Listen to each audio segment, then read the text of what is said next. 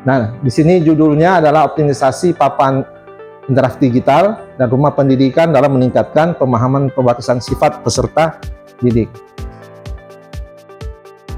Nah, permasalahannya kondisi awal pembelajaran kita ini itu menunjukkan berbagai miskonsepsi yang menghambat pemahaman peserta didik. Ya, salah satunya ada materi pewarisan sifat yang dianggap abstrak dan sulit dikaitkan dengan kehidupan nyata. Beberapa tanggapan dari peserta didik itu melihat bahwa albino itu dianggap kutukan. Jadi albino itu semacam kelainan pada kulit manusia yang itu bisa dilihat kayak putih semua, tidak seperti kayak kita yang. Nah, kemudian juga di sisi lain buta warna dianggap menular. Ya, menular itu bisa dipindahkan kepada teman yang lain. Kemudian di sini juga anak-anak kemampuan berpikirnya itu berpikir kritisnya masih rendah. Yang keempat, ada kesulitan anak-anak dalam mengaitkan konsep antara kehidupan nyatanya. Jadi ini permasalahan yang dihadapi sehingga ini kondisi awal dari peserta didik.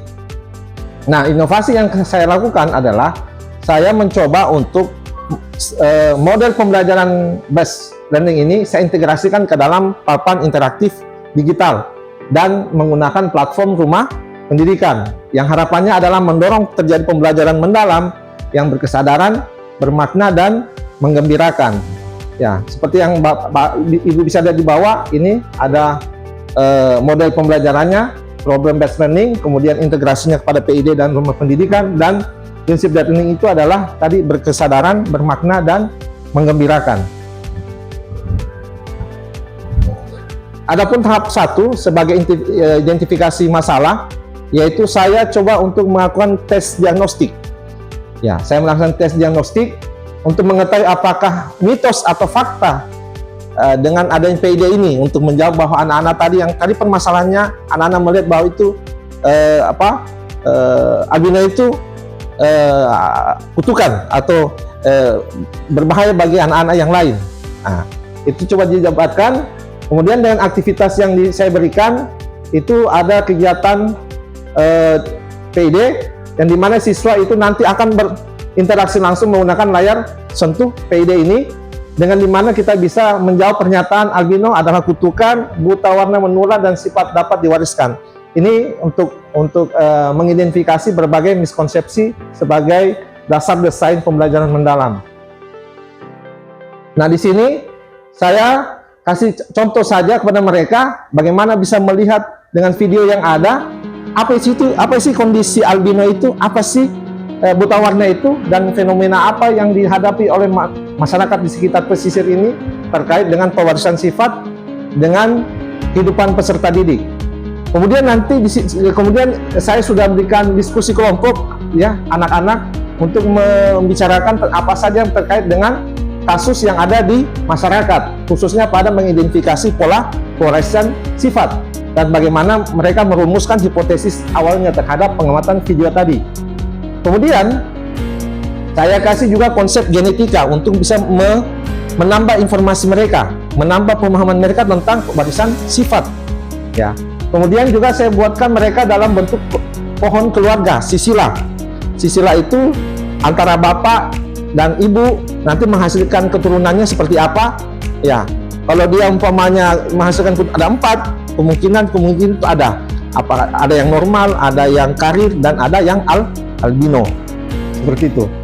Tahap kedua, kegiatan saya mengorientasikan masalahnya, di mana saya menyajikan kasus nyata melalui video untuk memancing rasa ingin tahu peserta didik dan mendorong pemikiran kritis mereka. Nah, pertanyaan saya kasih kemarin adalah bagaimana sifat dapat diwariskan dari generasi ke generasi berikutnya. Bagaimana karakter itu diwariskan dari induk ke anakannya. Nah, saya coba mengoptimalisasi PID ini di dalam proses pembelajaran. Saya mengoptimalisasikan yang harapannya menciptakan pembelajaran aktif, kolaboratif, dan bermakna dalam memahami pewarisan sifat. Apa saja yang saya gunakan Bapak Ibu? Yang pertama, saya gunakan multimedia learning, di mana ada video kasus yang saya berikan.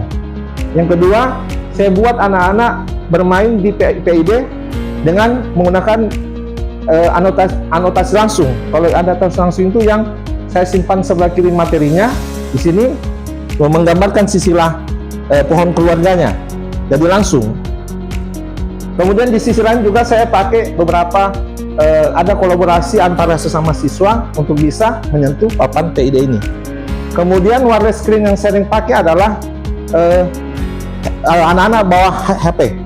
Anak-anak bawa HP men-screen barcode yang ada, yang nanti menjadi tugas mereka untuk di LKPD-nya. Oke. Nah, integrasi ke rumah pendidikan sendiri, saya sudah simpan barcode-nya di dalam. Tinggal anak-anak pakai handphonenya, pakai screen barcode-nya. Nah, ini dengan membuka sumber belajar digital yang ada di rumah pendidikan, ya, termasuk juga buku dan akses yang bisa dipakai oleh anak-anak.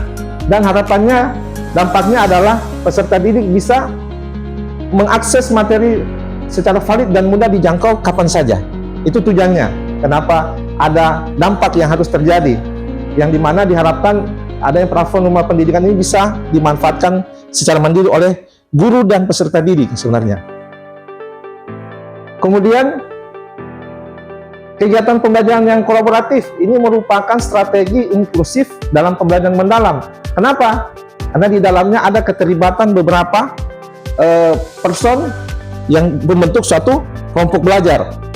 Kemudian tutor sebaya ini juga kita gunakan kemarin untuk di dalam bagaimana mereka memperkuat, menambah informasi, bertanya dan teman yang sudah paham, kemudian teman yang lain bisa dibantu untuk menjawab. Kemudian ada kegiatan nilai gotong royong di dalamnya, dan ada lingkungan inklusif yang terbangun di dalam suasana belajar sehingga mereka bisa saling berpendapat. Kemudian di sini Bapak Ibu, strateginya ada beberapa yang saya bentuk, ada 5 kelompok. Kemudian dukungan stakeholders-nya, ada juga kegiatan di mana anak-anak lebih ditekatkan pada belajarnya lebih lama di dalam tentang bagaimana memilih atau mendesain silsilah keluarga itu. Jadi sampai dari induknya sampai menghasilkan keturunannya. Harapannya adalah seluruh komponen terlibat aktif dan diskusi dan presentasi menggunakan papan PID. Nah, hasil dan dampaknya sendiri Bapak Ibu itu saya bagi dua, ada secara kualitatif dan ada secara kuantitatif. Kalau secara kualitatif, miskonsepsinya anak itu sudah mulai berkurang dari hasil yang saya lakukan. Kemudian berpikir kritis masih ada yang meningkat, ya, empatinya ada dan kepercayaan diri siswa tumbuh, dan pembelajaran lebih bermakna dan menyenangkan itu sudah mulai dampak. Kegiatannya itu diikuti oleh aktif semua. Kemudian di sini di dalam PD anak-anak sudah bisa menyentuh, walaupun mungkin masih ada ragu-ragu, ya. Saya dapat di dalam, masih mereka ragu-ragu, dan secara kuantitatif anak-anak saya pikir sudah 100% bisa menyentuh, minimal menyentuh dulu. Ya, kalau main ini mungkin belum terasa banyak, tapi mereka sudah ada pengalaman menyentuh papan PID ini. Kemudian Bapak Ibu, di sini praktik baik ini, saya berharap dengan adanya praktik baik ini teman-teman yang lain juga bisa memanfaatkan dalam kegiatan pembelajaran berbasis nyata. Ya, diharapkan seperti itu Bapak Ibu. Kemudian optimalisasi PID dan rumah pendidikan diharapkan juga bisa berjalan dengan baik. Kemudian Bapak Ibu kembangkan empati, kreativitas dan berpikir kritis. Kemudian gotong royong dan kolaborasi merupakan profil dari lulusan yang kita harapkan untuk mereka bisa dapatkan. Dan refleksinya dan replikasinya, kami berharap teknologi yang ada sekarang itu bisa membantu Bapak Ibu. Bukan alat yang utama, tetapi bisa membantu Bapak Ibu di dalam proses membantu pembelajaran di kelas. Dan kita berharap dengan adanya pendekatan replikasi, pendekatan PB, PBL, PID, dan rumah pendidikan, ini bisa dimanfaatkan di topik-topik yang lain. Ya, ini terutama teman-teman yang ada di IPA. Ya. Kalaupun IPS juga bisa dimanfaatkan.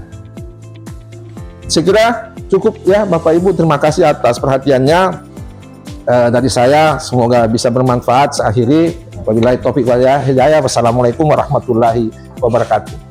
Assalamualaikum warahmatullahi wabarakatuh.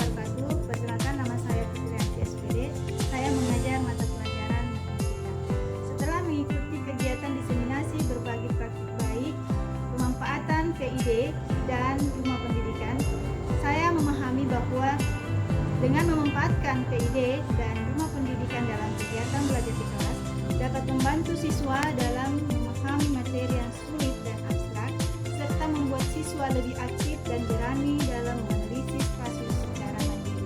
Terima kasih.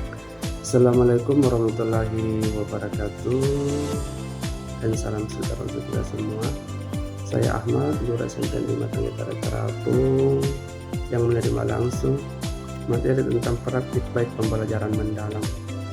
Hal yang dapat saya ambil dari materi ini adalah bahwa saya sebagai guru dapat menerapkan berbagai macam strategi pembelajaran. Dalam hal ini adalah bagaimana membuat pembelajaran itu dapat bermakna untuk peserta didik dan efektif pada proses pembelajaran sesuai dengan kebutuhan belajar peserta didik. Terima kasih.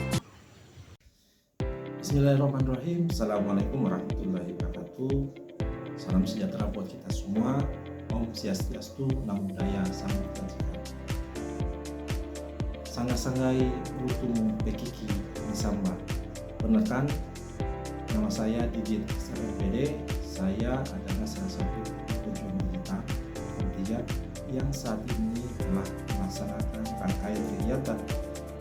Dalam perjalanannya, kegiatan ini memberikan saya semangat untuk terus berkarya, mulai dari menyusun rencana pembelajarannya berupa RPP atau yang dikenal rencana pembelajaran mendalam. Kemudian juga saya mengimplementasikan kegiatan RPP itu ke dalam proses pembelajaran, dan juga menyusun praktik baik yang itu didiseminasikan kepada bapak dan ibu guru sekolah. Alhamdulillah semua berjalan baik, dan saya berterima kasih kepada pihak Kemendikbud yang telah memberikan saya kesempatan untuk bisa bekerja, belajar, dan bekerja di dalam meningkatkan kompetensi saya sebagai guru. Dan saya berharap kegiatan ini terus lanjut dan berdampak positif bagi teman-teman guru yang ada di Indonesia, khususnya yang ada di Kabupaten Kolaka. Terima kasih saya ucapkan pada kita semua yang telah membantu saya menyelesaikan kegiatan ini, dan semoga kita bisa bertemu dengan waktu. Terima kasih. Wabillahi taufiq wal hidayah. Wassalamualaikum warahmatullahi wabarakatuh. Kolaka Nyambung.